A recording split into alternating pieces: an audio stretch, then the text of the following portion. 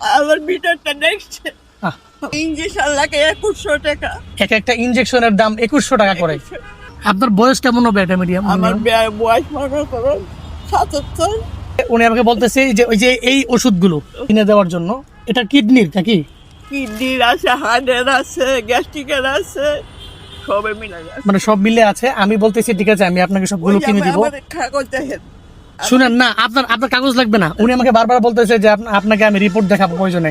আপনার রিপোর্ট লাগবে না। শুনেন, আমি আপনাকে একটা কথা বলি। আমি ছোট, একটু আগে উনি আমাকে বলছেন যে আমি ছোট মানুষ। আমি আসলেও ছোট, তবে আপনার দোয়া আলহামদুলিল্লাহ আমি 64 জেলায় বয়ান করি।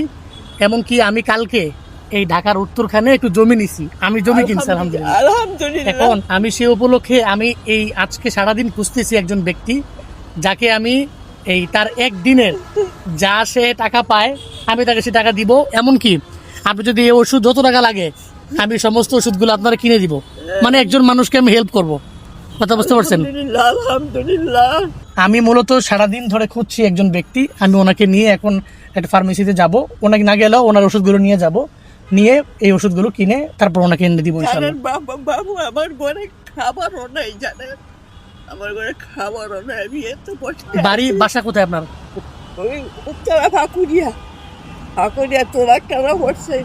ও তোরাক থানায় এখানে বাসা। আর বাড়ি কিশোরগঞ্জে, ওখানে বাড়ি ভিটা বাড়ি নাই। এটা বাড়ি নাই। আপনার বয়স কেমন হবে এটা মিডিয়াম? আমার বয়স মনে করো 77। 77 বছর বয়সী একজন দাদি, যিনি এই উত্তরা জসিমউদ্দিনে মানে ভিক্ষা করছেন, মানে এক কথায় মানুষের দ্বারা দ্বারে ঘুরছেন কিছু ঔষধের জন্য।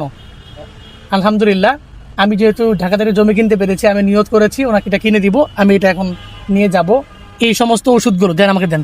এই সবগুলো ওষুধ যত টাকা লাগে আমি এগুলো কিনে দিব। এখানে প্রায় দামি দামি ওষুধ কিছু আছে, কিডনির যেগুলো, কিডনির বিশেষ করে আমি এগুলো নিয়ে আসবো। ইঞ্জেকশন লাগে 2100 টাকা। এক একটা ইনজেকশনের দাম 2100 টাকা করে। দেখি যতটুকু পারি ইনশাআল্লাহ আমি ওনাকে হেল্প করব। বাড়ি না। আলহামদুলিল্লাহ, ওষুধগুলো